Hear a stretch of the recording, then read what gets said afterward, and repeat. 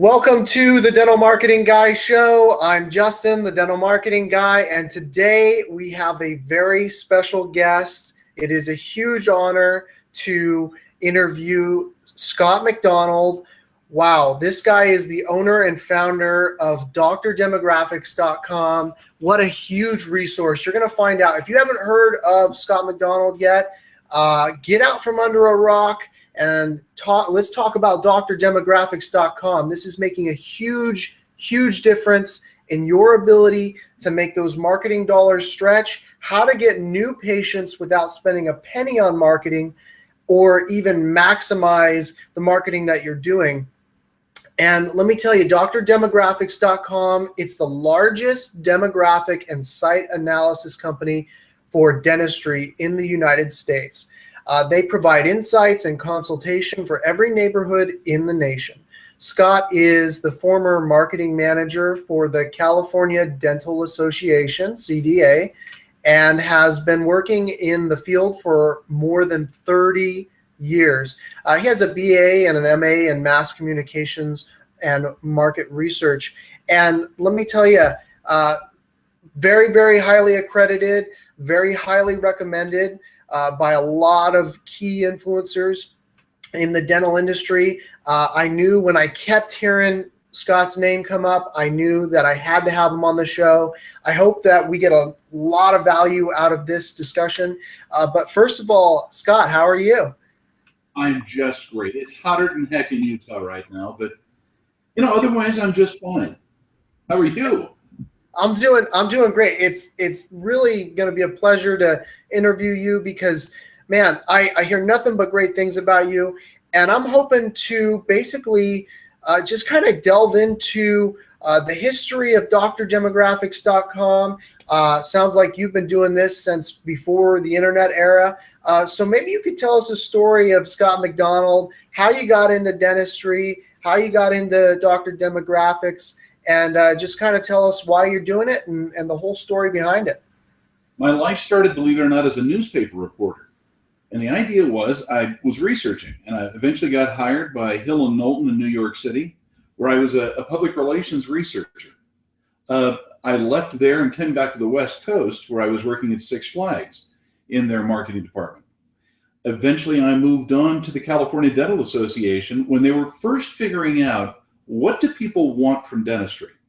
So in 77, the Bates-Osteen decision passed, and that made it legal for dentists to advertise.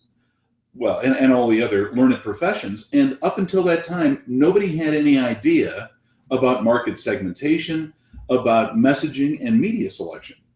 So back in the day, they asked me to do some of the groundbreaking research to figure out what is it that people want, what do they need, how do they do it. So I got into the theories and the research that's there. I'm one of the few people who knows about the health belief model by Rosenstock and how that applies to dentistry. You guys know about that out there, right? In video land. It's one of the foundational theories when it comes to dental marketing. There are certain messages that they have found through very good research that have to go into a message about a practice, including the website, mailers, and other things, that will make people get off their bum and go to the dentist. What will make them want to pay for it. And by the way, I really recommend you look it up. You can Google it. And that's the health belief model by Rosenstock. Great studies. So anyway, my idea was to start getting data to doctors so that they could make good decisions. But it wasn't data alone that they needed. In fact, doctors need analysis. It's not enough to say there are so many people in this area or there are so many competitors. You have to know, what does that mean? And so one example, Justin, is the idea of population per household. All right, now you know that if data comes back and it says that there are 2 per household, is that good or is that bad? Unless you've done analysis work to say what that is going to be and what the implications are going to be for a dental practice. For an endodontist, that's great. For an orthodontist, that's bad. Does that make sense? Yeah, absolutely. Live per household. It's very important. So what we would find is Doctors were looking for a practice. They were trying to say, oh, it has to meet a certain criteria for a practice area to be acceptable. Well, that's not true. What we found was you had to find an acceptable demographic character of the population and population of sufficient numbers to support the practice. If you know what the demographic characteristics of the population are, you'll know about the viability of the site, but more importantly, you'll figure out what kind of practice will do well there. So there's a big debate going on right now. Is corporate practice going to take over private practice in dentistry? Well, the answer is, in some places, absolutely. But it will not work in other locations. And the difference is the demographic character of the population. What are they going to accept? What are they not? What do they think is right in terms of dental practice? That's where this issue really comes down. So my job has been to help figure out what the people are like and what kinds of practices will survive and thrive in a particular location. Now, Justin, here's something I'll bet you know. You have two practices right next door to each other. One is going to do great. The other is going to shrivel up and die. And why? It's because they're not addressing the needs and the demands of the demographic character of the people that are there. A smart doctor will realize there is no such thing as a one-size-fits-all dental practice. They're going to have variations. Now, you know this already because you're one of the smart guys when it comes to marketing on the internet, right? I'll never admit it. Say, amen, hallelujah, Scott, you're so smart. See, I knew that. We're buds. But the point really comes down to, you know that there are some people you need to reach and reach out to and spend money to get to, and some that are not going to help you. That's what we mean by market segmentation. So here's a quick little thing. You want stories and examples, right, Justin? Yeah, I love stories. Listeners, we love stories, man. I'd love to hear it. All right, let's get politically incorrect for a second, okay? Oh boy. This isn't Dentistry Uncensored. Come on now. Out there. I'm going to get undressed. No, hang on. If you meet a stranger on the street, never met him before, what's the first thing you notice about him? And this is well documented in research. What's the first thing? Height, gender. It's gender.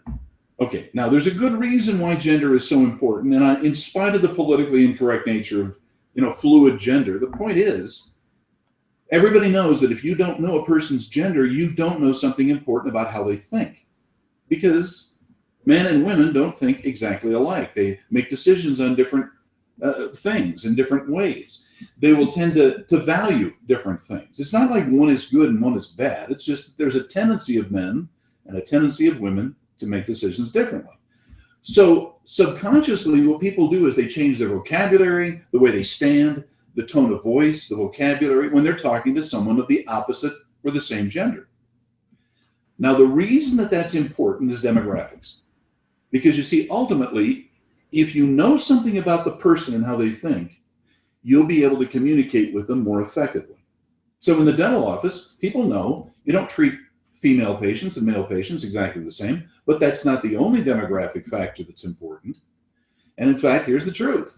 Age is a very important factor. If you know people's age, you can make some very accurate but broad assumptions about them. In my own life, I'm getting older, okay? You might have noticed, Justin, I've lost a little hair.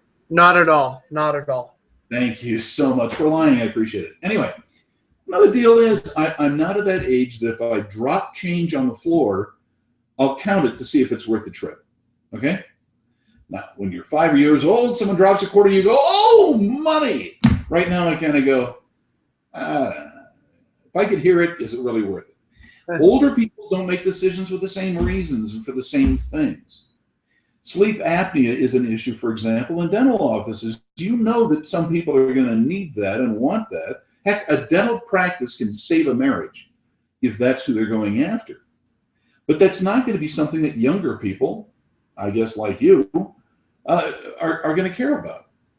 So we look at things like gender, like age, like income, educational level, whether people are married or whether they're single, whether they have kids or not, will determine some important facts about how they treat a dentist and their own dental care. That's why we want people to know the demographic character of the folks they're after so they can target them for marketing or locate a practice near those people. That's what we're after. Am I droning on too much here, Justin? No, no, no. Here's what I'm wondering is maybe you could tell us a story of just telling us about what are some examples of your skills, like you're talking about, being put into action. All right. Well, I'm gonna give an actual story of something that happened, and I hope that the doctor has retired. I'm telling this about. Okay. He this is in California. He wanted to buy this practice from a guy who was a hugger. Now you may go, what does that have to do with dentistry? Everything. In fact, have you ever met a hugger, Justin? The kind of guy who he hugs his patients. In fact, this town he lived in was just filled with widows, ladies who were over 55, and he hugged them. He'd come into the office, and he'd give them a little peck on the cheek, and he'd rub their hump as he took them off to the chair, and he'd talk about their pets. Now, this is a demographic fact about the people that were there. They needed to know this. So what we were researching is actually what kind of people live in the area, who works there, what is their lifestyle, in other words, what do they do, and how that would affect the practice. So we had all these facts, and we know that this doctor had found a segment of the population that he was really wanted to work with, and they just loved him. They worshiped the guy. He got older, he wanted to retire, move away, but he was very involved in the local churches, and again, it was a very religious community, and it worked great. But this guy comes along and says, I want to buy that practice. And he came to me, and he says, all right, give me a demographic, tell me about what the lifestyles are about these people. Am I going to be able to make it here? I did the research, came back to him and said, do not get this practice. Don't do it. He says, well, the numbers look good. Don't do it. He said, the competition is not that great. Don't do it. The price of the practice is spectacular. Don't do it. Now, I knew some things about this guy who was buying the practice. I found out this guy was actually from New Jersey. Nice guy, but he had this idea that he wanted to put bottles of wine throughout his reception area. He thought that would be really great. These older ladies didn't like the liquor idea. He wanted to put abstract art all around the reception area. He said, oh, this is not going to work. He had this idea of making it into a spa. Now, these are a lot of older ladies who are widowed, remember. The disconnect between him and the practice was huge. Not only did he have the problem of promoting the practice, but the image that he wanted to maintain for this office was completely wrong for the people. In fact, he had this one piece of abstract art that had this graphic element that almost everybody who came in would say the same thing. Is that a nipple in that picture? No. That was very unpopular with the people he was trying to work with. Now, it was a disconnect in the demographics and the lifestyles or psychographics of the population. He came back to me 2 weeks after it, and he said, Scott, I have to tell you something. I hate these people, and they hate me. That is not as unusual a story as you might think, but it's an example of how to use the demography to say, when all of the things seem right, the lifestyles or psychography of the population is wrong. Now, can I tell you real quick about psychography? I don't know how much you've worked. Yeah, I think you said psychographics, right? We talked about that. Now, here's the thing. Demographics easy. Everybody knows about how old people are, how much money, education, marital status, children, all that. Those are things about what people as they are. But a psychographic was developed by Arnold Mitchell at Stanford Research Institute. And the book was called 9 American Lifestyles. That's how he introduced the topic. And he said that Americans have 9 distinct lifestyles. That if you want to have any kind of business or make a sale or be thought of positively, you have to understand that. And he coined the term psychographics because he combined psychological things and demographic things. Now, modern market researchers have divided the psychographics up into much smaller units, depending on the vendor. And I happen to use Tapestry by ESRI, which is basically Stanford Research Institute's latest permutation. They divided the population up into about 65 different lifestyle groups. What my company did is we took those 65 lifestyle groups and then assigned them based upon the demographic, well, I should say that the treatment needs that they tend to have. And also what they watch, what they read, what they value, what they spend when it comes to dentistry. Now, I'll also tell you, I also work with other kinds of practices, veterinary, medical, urgent care. We're doing a lot of those. Optometric, anyway, a whole bunch of these things. And we found that for each one of the lifestyle groups, there are characteristics of the group that will make them better patients for a particular type of practice or specific treatment options. That's what we mean by psychographics. Now, it is proprietary toward me, what I've added to Stanford Research Institute's Tapestry product. I did, pardon me, did the same thing with Microvision, which is another group. And when you know something about these people, you don't have to spend money foolishly. You can actually target who you want to reach and how you're going to reach them.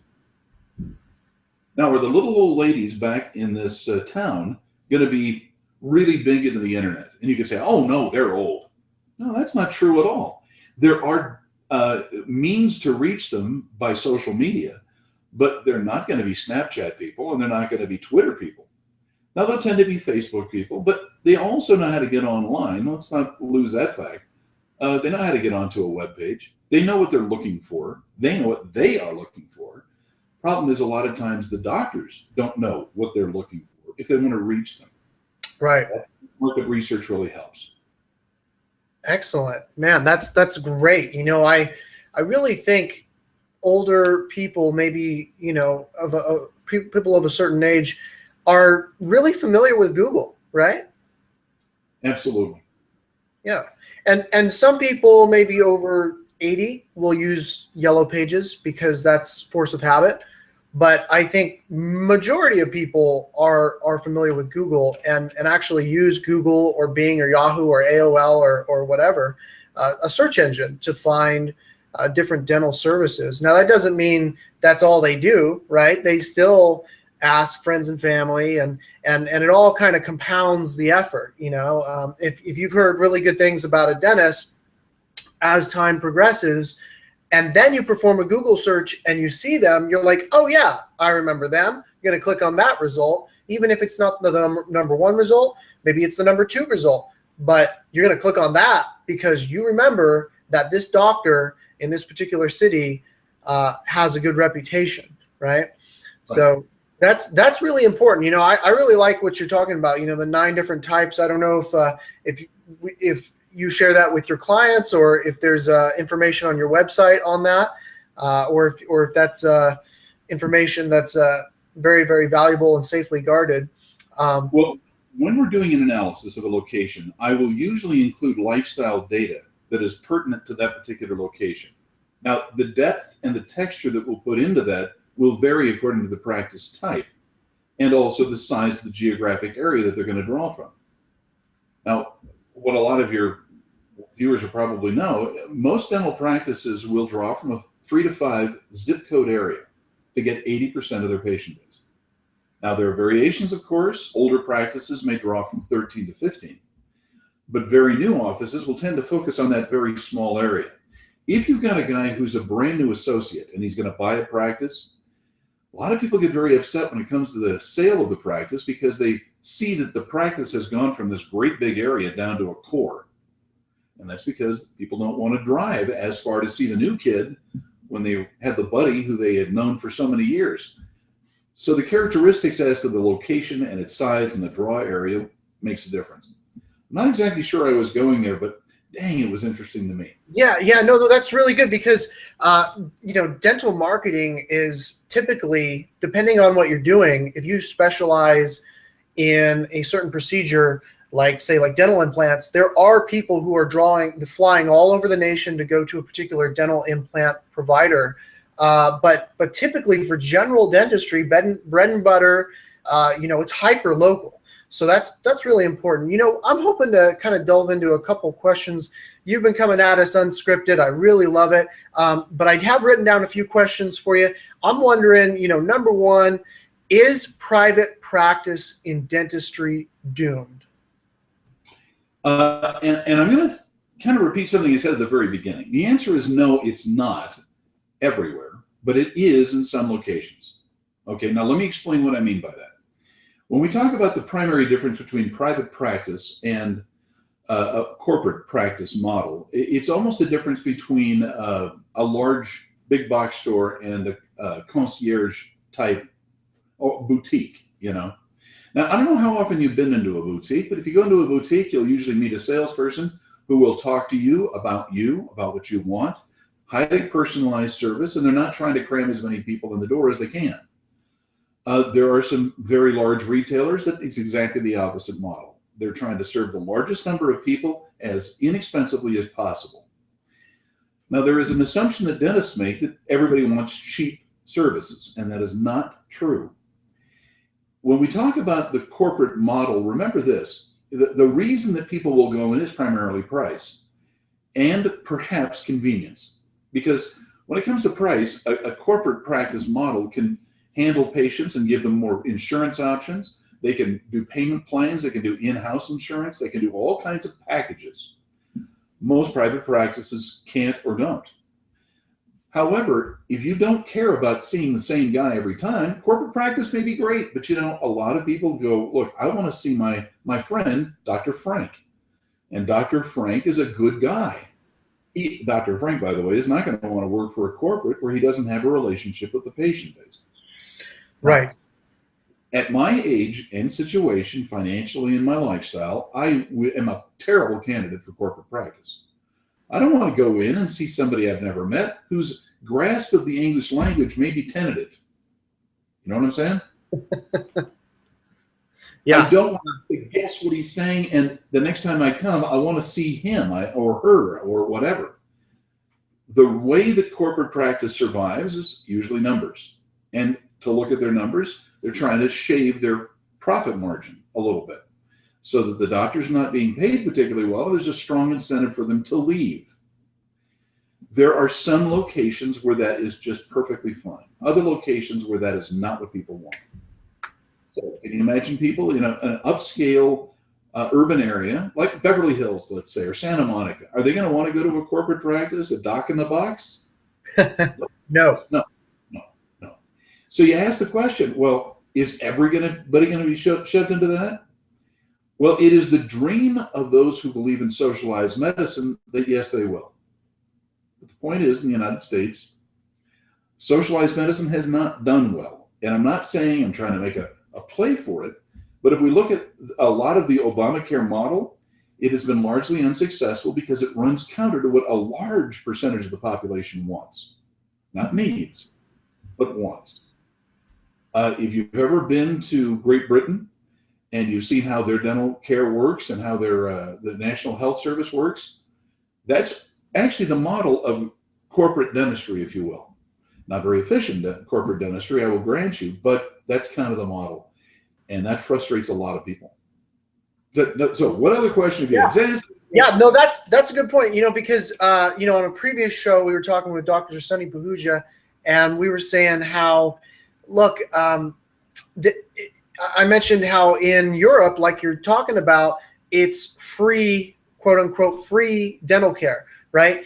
And how could you possibly compare every dental office being free to a PPO or an HMO? Like, there's no comparison. Everybody loves to complain because they accept PPOs because they dentists feel like they have to accept it because everyone else is, and maybe to a certain extent that's true. But the bottom line is you're complaining about that. Meanwhile, there are guys in Europe pulling in buku bucks, 100% fee for service, because while everyone else is free. Like, there could never be a more extreme example in the universe that there's always a market for high profile, super great patient experience, private fee for service, cash upfront dentistry. You can't say that PPOs and HMOs and all this stuff and politics is ruining your practice, because I mean, if you're really great at what you do, I think you could open a dentistry in North Korea and get fee for service, man. I really believe that there is a market for dentistry no matter what, and it has to do with patient experience. So no, I appreciate your sentiment on that. I'm just wondering, the next thing I was hoping to ask you, how can dentists know where the best places to practice for them might be? Like, what characteristics are the most important? I know you kind of touched on this a little bit, but I'm wondering, like, maybe a kind of a short and punchy version of, I'm a dentist, just putting myself in the shoes of the listeners. I'm a dentist. I'm wondering, like, okay, how do I know what characteristics, what demographics, what psychographics go into why should I move to Timbuktu, North Dakota? How do I know? All right. Well, first of all, let me just say it's a complex question, and it's going to be highly individualized because we're talking about myriad locations throughout the country that people are trying to analyze. And there's a reason why someone will want to go to Indiana versus Illinois and really find the best place in Indiana or in Illinois, but not both. So let me just give you a little free thing. Go to my website. I have a podcast on where to put a practice. The Perfect Place to Put a Practice podcast, and it's on iTunes. The deal is it's free, and we talk about those exact issues, where within the country things are looking good, where they're not, and why. How to evaluate the locations you're looking at. In fact, every year I do a top 10 places to put practices in the United States. Those will show the most animal spirits or whatever. I also do a kiss of death list, places you do not want to go. And that changes every year. So just understand there are characteristics that are going to be highly individual. Is Beverly Hills on that list every year? In what, good or bad? Kiss of death. No. Oh, no. There's lots of good reasons to go to Beverly Hills. Okay. Absolutely. Now, we'd refer to that as West LA. And if we look along the 405 freeway, east and west, Santa Monica side versus the West LA, and the UCLA side of things. I know there's good things there. When I talk about the kiss of death, I'm talking about death on a stick. I'll give an example. Connecticut right now is just sucking hose water. It's terrible. People are trying to sell their homes and leave as quickly as they can because of tax policies that are going on. Is that going to happen in California when the new minimum wage kicks in? Yeah, maybe. But it's not as bad as Connecticut right now. And by the way, if the last dentist in Maine would please just turn the lights off when he leaves, that would be great. Yeah, quick example. I'm living in Utah. Utah has the youngest median age for population. There is no younger place to be in the United States than here. Why? Birth rate. We have a huge birth rate. When I say huge, it's a little over 3.5 births per woman. Now, if we were, so median age is 28. If you were to go to Maine, the median age there is 44. Now, if you happen to be in the business of trying to figure out where do I put a practice, are you going to want to serve geriatric patients? Well, maybe. But you better know that there are very few people moving to Maine. A lot of people are moving out of Connecticut and Rhode Island. And by the way, Michigan is a net losing population for most of it. When you consider those factors, you kind of say those are bad places to set up and hope to be able to recover your investment in the practice. Other locations throughout the country are growing. Now, you asked the question, what should I know about an area to determine whether it's going to have promise or not? Of all the demographic characteristics, growth is by far the most important. A lot of your viewers and listeners will think, well, no, it's going to be competition. I want to go to the place where there's no competition. And I'm going to tell you, no, you don't. Because the places that are not growing are far worse than places that have a lot of competition. With sufficient growth, it doesn't matter how many other doctors are practicing, because a new practice can be established or a practice can be purchased, and it will grow, and it will do better in terms of its production and collections. That's what you ought to be looking for, is growth. Now, how much growth? You want to be careful of any location that has less than 0.5% growth per year. I'm not saying it has to, but I'm going to say that's a very positive indicator. Okay. However, there's one other little factor that I want to take into account for those urban areas like Chicago and New York City. parts of Miami, any major city that doesn't seem to be growing because there's no place to build, because they're built out. And that is churning. Now, churning is a term that we use for the turnover of population, where people are moving in and moving out. I don't know if you know the Tribeca area in New York, but a lot of upscale renters in that area, in Tribeca. It's a healthy area, even though there's really no growth, no new housing. But the people come in and they leave. Same thing's true in Washington, D.C., Southern Maryland, Northern Virginia. That's what it survived on, is churning, not a lot of new housing. In fact, the new housing is actually going to be in the middle of the state, in Virginia, and up in Maryland, it's going to be off to the west, where things are kind of doing better. That route up to Baltimore, however, is getting pretty grim. But I digress. I shouldn't get too specific, right? Well, you know, I think you're on the spot when you say it's a very personalized thing. You know, that kind of brings me into my next question is, you know, isn't demographic data free? I mean, you obviously know what you're talking about. Very, very highly recommended by a lot of people, a lot of dentists that I know. But, you know, at the end of the day, isn't demographic data free? And why should I pay you to get it?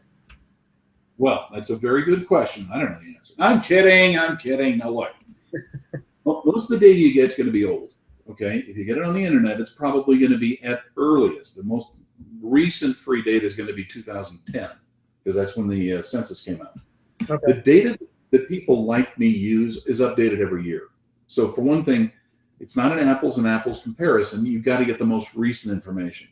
But even if you get the most recent information, just having it doesn't tell you anything. You have to understand the context of the data you're getting, and that's why you have to have an analyst look at it and say, oh, for what you're trying to do, this is worth it. Now just remember, a lot of people go, oh, I don't want to spend $1,500, $200 on data. Well, fair enough. How much is your practice going to be worth? But even worse, if you screw up because you didn't look at the data correctly, how much are you potentially going to lose? Now, what was that price again? What do you have a set price? Do you have a fixed rate, or is it per hour? How does that work? No. All of our reports are fixed rate. So if they go on my site at drdemographics.com, you can get free samples, and I actually will show you what the prices are. There's a little variation between specialists and general practitioners, but the prices are all there. The average site analysis, let's say just one location you're looking at, would usually take in a 5, 10, and 15-minute drive time, and I provide all the data, as well as up to 14 contiguous zip codes. So we look at all the competition data, the most recent information we can get, as well as all the most recent data itself. But we'll tell you, what does this mean? Because at the end of every report we do, you have to be able to answer the question, is this a good idea or not, and why? And if it's not, where else should I go? That's what these reports are for. My staff and I will actually talk to the doctors who order the reports free. So we'll do a little follow-up conversation, because we know that our clients are not demographers. That's our job. If we can tell them exactly what they need, if it makes sense to put in a practice in this location, great. Today, in fact, I had a wonderful guy who I talked to who is a lingual bracket specialist, orthodontist. Now, lingual brackets are not for most people. They're very expensive, never covered by insurance, but a really great technology. So our job is to help him figure out, in that case, is this going to work? But the price is still the same. So basically, a community overview report is $495. If the person wants to talk to me on the phone as a consultant, just anything at all they want to talk to for half an hour, it's $225. I'll do the research. We'll talk on the phone. The reason I started the telephone consultation is because, quite frankly, a lot of people don't have time. This morning I had a consultation with a guy who's trying to make a bid on a specific practice site. He's bidding against somebody else. He had to know, is this going to be worth it or not? Just tell me. I gave him the numbers. We made the decision. He could move forward. We have another service which is a little different. It doesn't look at one site. You take a whole area, up to 5 counties in the same state. And if you tell us what you're looking for, I can tell you where 5 of the best locations in that area can be found. Now, that's a little unique service. Not a lot of people can do that because they have to have an understanding of the area that's very deep, but also knowledge of something of the profession. And that's where I'm trying to do that nexus. So that's at $795. It's more of a consultation than it is just a flat fee report, but that's called the Best Sites Report. And then that last one we do, people say, look, I've got to promote the practice. I don't know what to do. Now, I will point out, by the way, we'll often refer to people like you who specialize in a particular area of dental marketing. I cannot claim that I'm the smartest guy in the room when it comes to internet marketing. Yeah, I've read a lot of books and I've had a lot of years of experience and I know all that. But your job is to know exactly how to do it, how much it'll cost, what the best effects are. You're keeping on top of those algorithms, aren't you, that Google keeps changing on us? Yeah, you know how to do all that stuff when it comes to social media dissemination? That's why we turn to people who are experts. Same thing with direct mail. There are people who want to do direct mail. I've got great vendors, but I got a lot of different kinds of vendors who specialize. So when we're doing marketing, our market representation is usually a strategic approach. What should you be doing that you're not? And then we'll help you find the vendors who can help. Does that make sense? Absolutely. Absolutely. That's incredible. No, I like that. And so $225 an hour after they buy the report for $495. So I think I owe you a little over $400 at this point, right? I'm never going to get it, am I? You know, you can't squeeze blood out of a turnip, man. I just collect food stamps. That's why I'm in California. Are you in San Luis Obispo? Is that right? Yes. Yes. Okay. Well, that's okay. I've got a new bathing suit. My wife and I are going to come over, and we'll just camp on your couch road. You don't mind? No, I love your area. I love the 5 cities area. I just think it's great. You know, that San Luis Obispo, Pismo Beach, and all that. Yeah. Right. Right. Yeah, it's beautiful. It's beautiful. Well, you know, we're coming to a close on our time here. I know you're busy, super high demand for your services. I mean, this makes so much sense. I know there are dentists or maybe dental students, newer dentists or dental students who may see this episode and they may say, man, $795 to find the best location. That's a huge price tag. But you know what?